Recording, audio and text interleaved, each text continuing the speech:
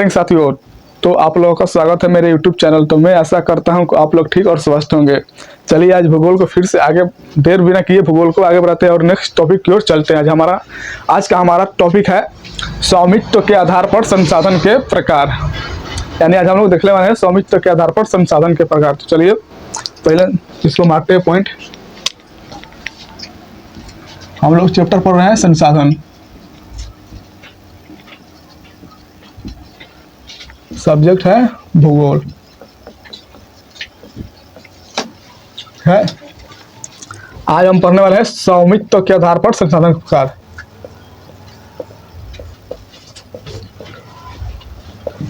स्वामित्व के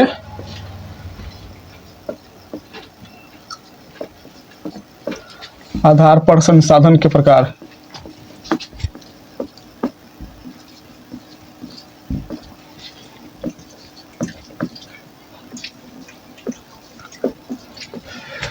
स्वामित्व के आधार पर संसाधन के प्रकार। तो हम लोग आज जानेंगे स्वामित्व के आधार पर संसाधन के कितने प्रकार होते हैं। तो मैं आपको बता दूं कि स्वामित्व के आधार पर संसाधन के 4 प्रकार होते हैं। कौन कौन से? पहला व्यक्तिगत संसाधन, दूसरा सामुदायिक संसाधन, तीसरा राष्ट्रीय संसाधन, चौथा अंतरराष्ट्रीय संसाधन। इस तरह स्वामित्व के आधार पर 4 प्रकार हैं संसाधनों को बताया गया। तो पहला क्या है? व्यक्तिगत संसाधन।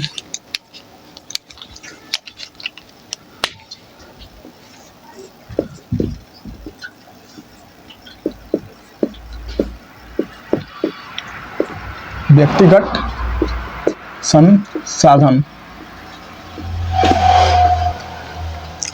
संसाधन। व्यक्तिगत संसाधन उसे संसाधन जो किसी विशेष या किसी खास व्यक्ति के हाथ में हो, किसी विशेष या खास व्यक्ति के हाथ में, उस ऐसे संसाधन को व्यक्तिगत संसाधन कहते हैं। जैसे कि कोई जमीन हो, वो एक किसी खास व्यक्ति के हाथ से ले, खास व्यक्ति से ले, व्यक्तिगत संसाधन हुआ। जैसे मोबाइल किसी खास व्यक्ति का रहता है, इसलिए वो व्यक्तिगत संसाधन हुआ। और दूसरा नंबर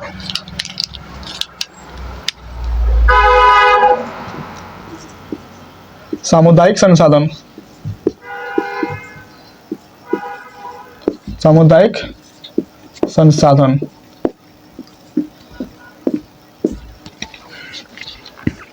सामुदायिक संसाधन कहने का अर्थ है ऐसा संसाधन जिसको एक पूरा समूह मिलकर उस संसाधन का उपयोग करता है। जैसे कि आज से कुछ वर्षों पहले जब जाएंगे तो पहले के लोग क्या करते थे, कुआं खोदते थे। उस कुआं से पूरे उस बस्ती में जो भी रहते थे, उस बस्ती के लोग उस कुआं का उपयोग कर अपनी इच्छा की आपूर्ति करते थे। उस तरह के संसाधन को सामुदायिक संसाधन कहते हैं। तीसरा राष्ट्रीय संसाधन।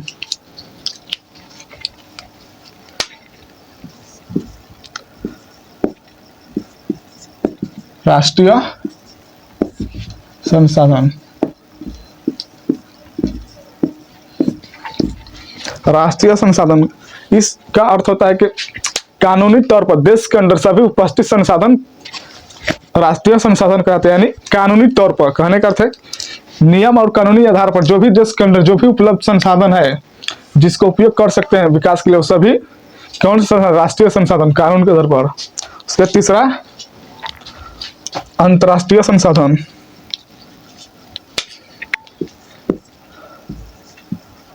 अंतरराष्ट्रीय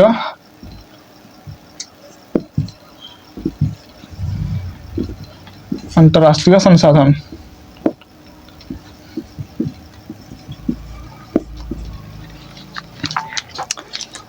अंतरराष्ट्रीय संसाधन कहने का ऐसा संसाधन जिस पर किसी संस्था का जमा हो, जैसे किसी संस्था उसको सुरक्षा देती है, ऐसे संसाधन को अंतरराष्ट्रीय संसाधन कहते हैं। तो चलिए एक एक करके इनका परिभाषा लिखते हैं और इनके बारे में जानते हैं। अभी पहले 2 का परिभाषा लिखा है। पहला का व्यक्तिगत संसाधन। व्यक्तिगत संसाधन यानी ऐसा संसाधन किसी खास व्यक्ति के अधिकार क्षेत्र में होता है जिसके बदले हुए सरकार को लगान भी चुकाता है। मैंने कहने का अर्थ ऐसा संसाधन जो किसी खास व्यक्ति के हाथ में होता है, ऐसा संसाधन को व्यक्तिगत संसाधन, इसके बदले वो सरकार को टैक्स भी देता हो। जैसे कि भूखंड यानी भूमि के बदले आपको पता है कि भूमि के बदले सरकार को टैक्स से रसीद करते हैं। दूसरा मोबाइल भी जब आप खरीदने जाते हैं तो इस पर सरकार टैक्स लेता है।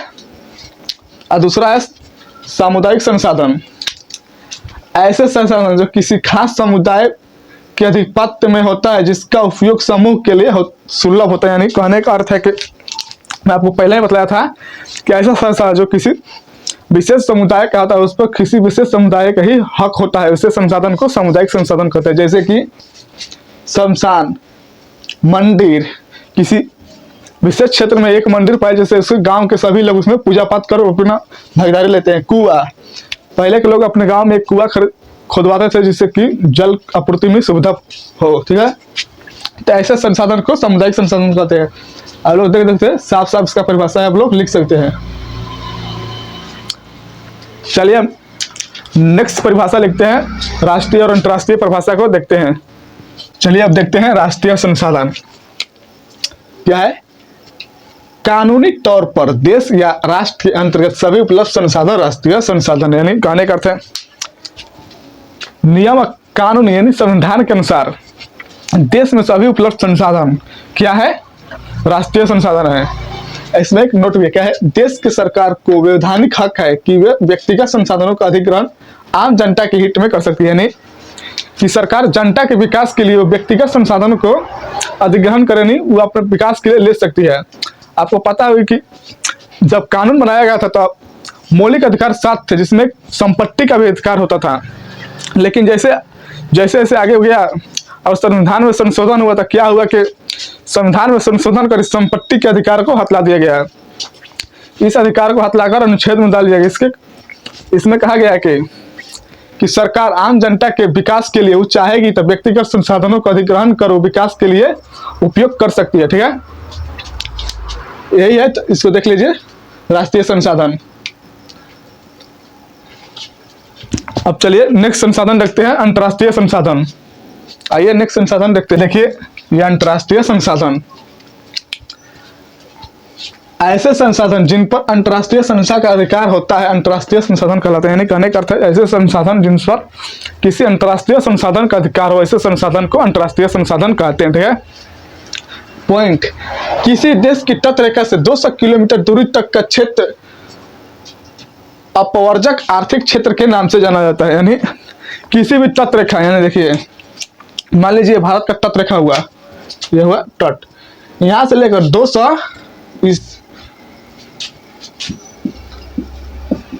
200 किलोमीटर तक की दूरी का क्षेत्र आर्थिक अपवर्जक क्षेत्र कहलाता है। इस क्षेत्र तक उस देश का अधिकार होता है जिस देश का तटरेखा 200 किलोमीटर दूर तक, जैसे कि भारत का क्षेत्र यहाँ से 200 किलोमीटर दूर तक का क्षेत्र में इसका अधिकार होता है। इस दूरी में वो अपने कोई भी गतिविधि कर सकते हैं, जैसे यहाँ पर मछली पालन, संसाधन दोहन, ऐसे कोई भी प्रतिक्रिया कर सकता है जिससे उसकी विकास में ऐसी हो। उसके बाद इस 200 किलोमीटर की दूरी के बाद जो भी एरिया बचता है उस पर एक संस्था का अधिकार होता है, जिसे अंतर्राष्ट्रीय संस्था कहते हैं। यह संस्था इस सभी को देख रेख करती है और सभी देशों के विकास के लिए इसको में मदद करती है, ठीक है। इसी के कारण आप देखते हैं कभी भी आप भारत का जब मानचित्र बनाते हैं तो उसमें आप श्रीलंका को जरूर ही ऐड करते हैं। यही कारण है क्योंकि हम इस श्रीलंका की इसलिए ऐड करते हैं क्योंकि क्या होता है 200 किलोमीटर के ही अंडर आता है, ठीक है। जिसके कारण क्या हुआ अपवर्जक आर्थिक क्षेत्र के अंडर आ जाता है, जिससे कि इस पर ये भारत के क्षेत्र में आने के कारण भी इसको दिखलाते हैं। हालांकि भारत और श्रीलंका अलग देश है, लेकिन जो इसका आर्थिक अपवर्जक क्षेत्र है वो 200 किलोमीटर के अंडर ही आता है। इसलिए भी हम जब भी भारत का चित्र बनाते हैं, मानचित्र बनाते हैं, तो श्रीलंका को जरूर उसमें दर्शाते हैं, ठीक है। तो चलिए अब नेक्स्ट देखते हैं। हम लोग का अगला टॉपिक है विकास के स्तर पर संसाधन के प्रकार, ठीक है। तो विकास के स्तर पर भी संसाधन को 4 वर्गों में बताया गया। यानी क्या कि विकास के आधार पर संसाधन 4 वर्गों में बताया गया। पहला क्या, संभावित संसाधन। संभावित संसाधन कहने का ऐसा संसाधन जो किसी विशेष भौगोलिक क्षेत्र में उपलब्ध हो। ऐसा संसाधन जो किसी विशेष भौगोलिक क्षेत्र में उपलब्ध हो, ऐसे संसाधन को संभावित संसाधन कहते हैं, ठीक है। और दूसरा नंबर है विकसित संसाधन। टेक्निक के प्रयोग से हम ऐसे संसाधन उपयोग उत्पादन करते हैं जिसे विकसित संसाधन कहते हैं। जैसे कि गुजरात के भुज में वहाँ सौर ऊर्जा का काफी बड़ा योगदान है, वहां पर ही है। तीसरा नंबर संचित संसाधन। ऐसे संसाधन जो कि टेक्निक की उपलब्धता ना होने के कारण संसाधन को संचित किया गया है। जैसे कि हिमालय के पहाड़ी क्षेत्रों में बहुत सारे खनिज दबे हुए, लेकिन टेक्निक उतनी अंडर खुदाई ना करने के टेक्निक ना होने के कारण संसाधनों को ऐसे ही छोड़ दिए गए हैं। चौथा भंडार संसाधन। इस संचित संसाधन का उदाहरण है जो कि टेक्निक की उपलब्धता ना होने के कारण भी इसको भविष्य के लिए छोड़ा गया है, ठीक है। इस तरह विकास के आधार पर संसाधन 4 प्रकार होते हैं। तो इस चारों को चलिए पहले नाम लिखते हैं।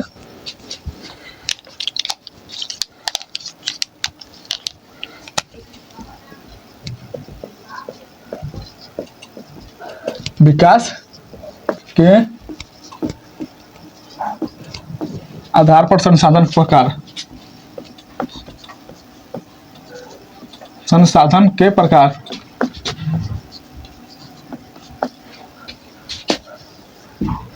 एक 4 प्रकार होता है। पहला विकसित संसाधन। विकसित संसाधन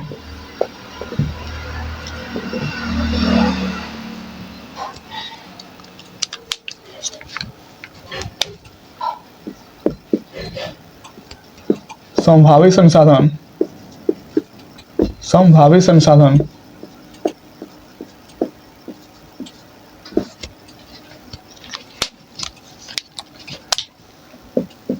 संचित संसाधन।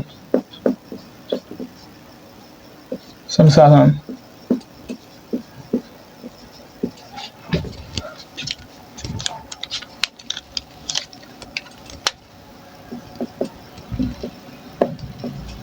भंडार संसाधन।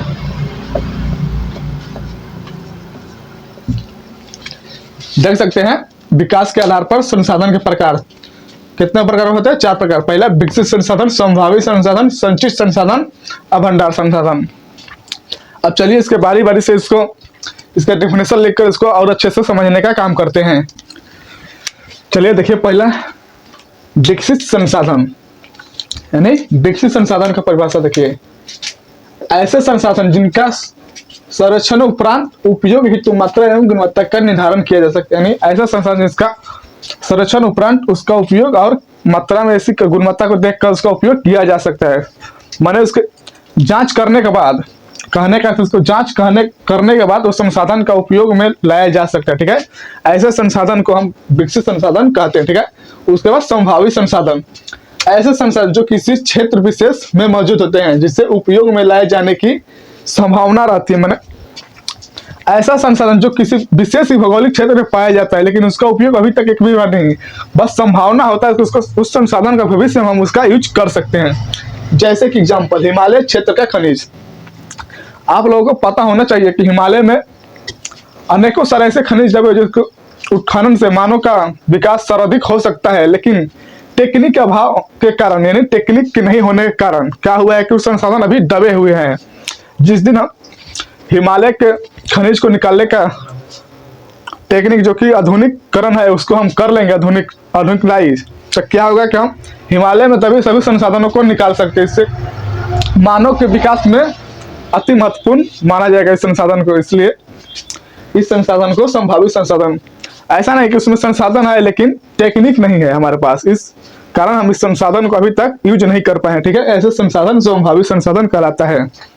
तो आप देख लिए विकसित संसाधन और संभावित संसाधन। अब चलिए संचित संसाधन और भंडार संसाधन को देखते हैं। चलिए देखिए भंडार संसाधन, ऐसे संसाधन पर्यावरण में उपलब्ध होते हैं तथा मानवीय आवश्यकताओं की पूर्ति के सक्षम है। इसको उपयोग हेतु प्रौद्योगिकी के अभाव में इन्हें केवल भंडारी संसाधन के रूप में देखा जाता है। माने कहने का ऐसा संसाधन जो कि धरती पर तो उपस्थित है लेकिन क्या हमारे पास प्रौद्योगिकी यानी उसके विषय के बारे में कुछ भी नहीं पता है, जिसके कारण कि हम उसका सही से उपयोग या उपयोग भी नहीं कर पा रहे हैं। उसका उपयोग हम ऐसा अनुमान लगाया जा सकता है कि हम इसका उपयोग भविष्य में कर सकते हैं। ठीक है, ऐसे संसाधन को भंडार संसाधन कहते हैं। जैसे कि जल, आप लोगों को पता है कि जल का सूत्र देखेंगे तो क्या होता है, जल बना होता है H2O, यानी इसमें आप जब गौर से देखेंगे तो इसमें हाइड्रोजन पाया जाता है। हाइड्रोजन के 2 अणु और ऑक्सीजन के 1 अणु मिलते हैं तो क्या बनता है, जल। ठीक है, वैज्ञानिकों का ऐसा मानना है कि यदि हम जल में से हाइड्रोजन को अलग कर लेते हैं, यानी जल में से जब हम हाइड्रोजन को अलग कर लेते हैं तो हम विद्युत को और भी अधिक मात्रा में उपयोग कर सकते हैं। आज हम बिजली को अलग अलग तरीकों से, जैसे कि सौर ऊर्जा, कोयला से प्राप्त करते हैं, लेकिन वैज्ञानिकों का कहना है कि यदि हम जल से हाइड्रोजन को अलग कर लेते हैं तो हम बिजली अत्यंत उसका उपलब्धता बढ़ा सकते हैं, और इतना उपलब्धता बढ़ा सकते हैं कि बहुत ही, यानी कहें तो भारत में पूरे देश में बिजली सस्ता यानी फ्री मिल सकती है, क्योंकि हाइड्रोजन से बहुत सी बिजली। आप सूर्य को देखते हैं, सूर्य का होता है, सूर्य हमारे पृथ्वी से नहीं हो तो करोड़ों किलोमीटर दूर है, फिर भी क्या हमारे तक ऊर्जा पहुंचा पड़ता है। कैसे? क्योंकि जो सूर्य पर है वहां पर लाखों संख्या में हाइड्रोजन फूटते हैं, जिससे कि सूर्य में आग जैसी तपट बन रहती है, वो धरती पर ऊर्जा भेजता रहता है। करोड़ों किलोमीटर दूर से भी हमारे पृथ्वी तक ऊर्जा पहुंच पाता है, क्योंकि उस पर हाइड्रोजन बम, हाइड्रोजन गैस का ही विस्फोट होता है। ठीक है, दूसरा संचित संसाधन, यह भंडार संसाधन का ही अंश है, यानी ये भी वही संसाधन है। भंडार संसाधन का अर्थ है यानी संसाधन ना लेकर सिर्फ इसे भंडार के रूप में ही रखा गया। जैसे कि हमारे पास जब कोई भी अधिक चीज रहता है तो क्या करते हैं, भंडार के रूप में छोड़ देते हैं, क्योंकि इसे भविष्य में हम उपयोग करेंगे। वैसे ही भंडार संसाधन, इसको अभी भंडार के रूप में उपयोग संचित संसाधन मतलब संचित किया गया है, बाद में इसका उपयोग किया जाएगा। इसे संसाधन को संचित संसाधन कहते हैं। ठीक है, उम्मीद करता हूँ कि आप लोगों को जो बहुत अच्छे से समझ में आया होगा। देखिए यहाँ पर हमने संसाधन के पूरे प्रकार को पूरे बढ़िया से डिटेल से देख लिए हैं। उम्मीद करता हूँ कि आप लोग इसको अच्छे से समझ लिए होंगे। अब हम लोग देखने वाले हैं जब संसाधन हम उपयोग कहाँ से करते हैं, पर्यावरण से, यानी पर्यावरण का दोहन, यानी हम लोग देखने वाले हैं पर्यावरण का दोहन। तो चलिए नेक्स्ट टॉपिक पर्यावरण, चलिए नेक्स्ट टॉपिक देखते हैं पर्यावरण का दोहन।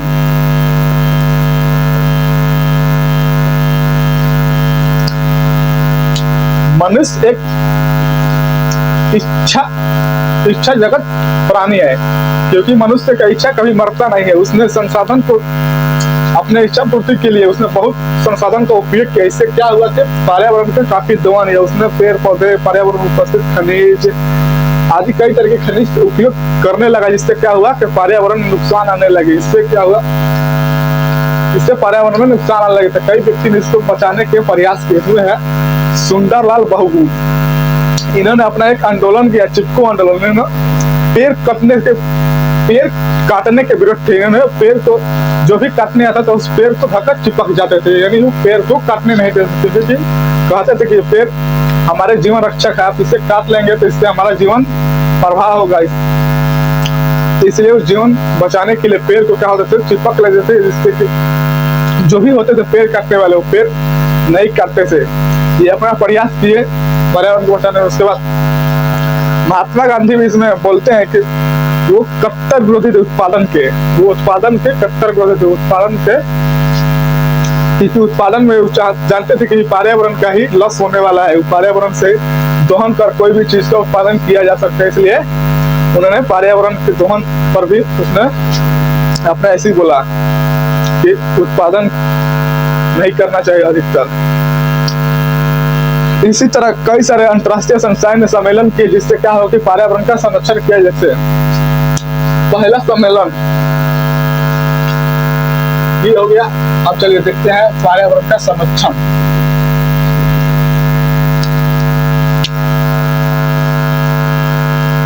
पर्यावरण का संरक्षण,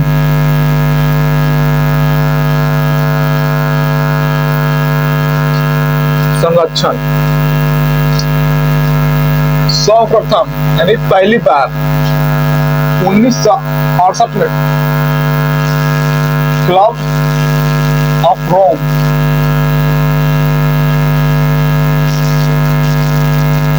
रोम सम्मेलन हुआ।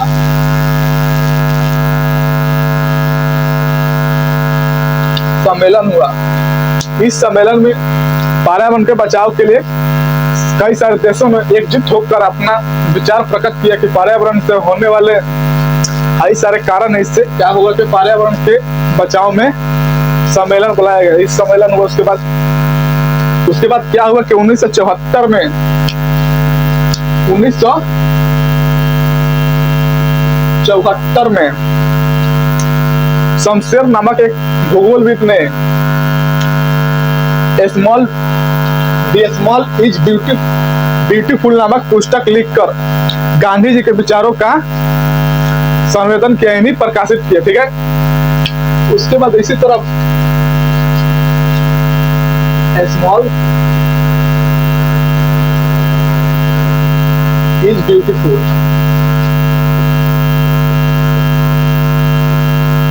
फुल नामक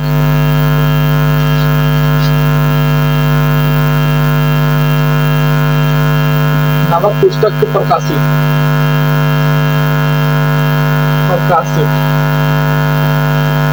कौन किया? शमशेर।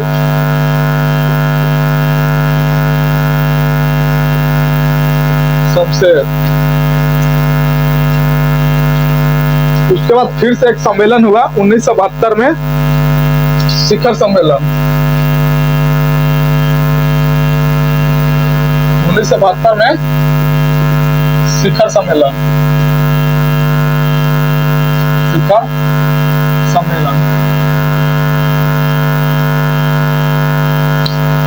इस सम्मेलन में भी कई देशों ने भाग लिया और पर्यावरण को सुरक्षित रखने का निर्णय किया। इसमें हुआ क्या हुआ कि तय किया गया कि हर 5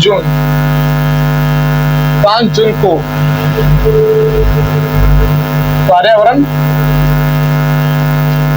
दिवस मनाया जाएगा।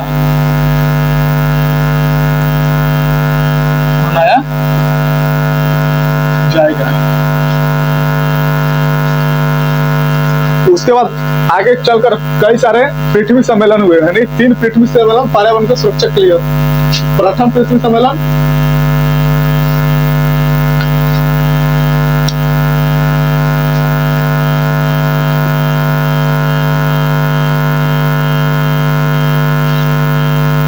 मुख्य रूप से पर्यावरण की सुरक्षा के लिए 3 पृथ्वी सम्मेलन हुए। कौन? फर्स्ट हुआ आपका 1992 में, सेकेंड हुआ आपका 1997 में, उसके बाद हुआ थर्ड हुआ आपका 2002 में। ये हर 5 साल पर एक बार हुआ, 5 वर्ष पर एक बार होने वाला नहीं। इसमें क्या हुआ? फर्स्ट सम्मेलन हुआ पृथ्वी सम्मेलन 1992। इसमें कहा गया कि आप अपने अपने देश को पर्यावरण में बचाने कैसे किए जाए। उसके बाद 5 वर्ष बाद अपने किए गए पर्यावरण के बारे में, संरक्षण के बारे में आपको बताना है क्या किए गए। इसलिए हर 5 वर्ष बाद पृथ्वी सम्मेलन होता रहा। इस तरह 3 सम्मेलन हुआ, फर्स्ट, सेकेंड, थर्ड।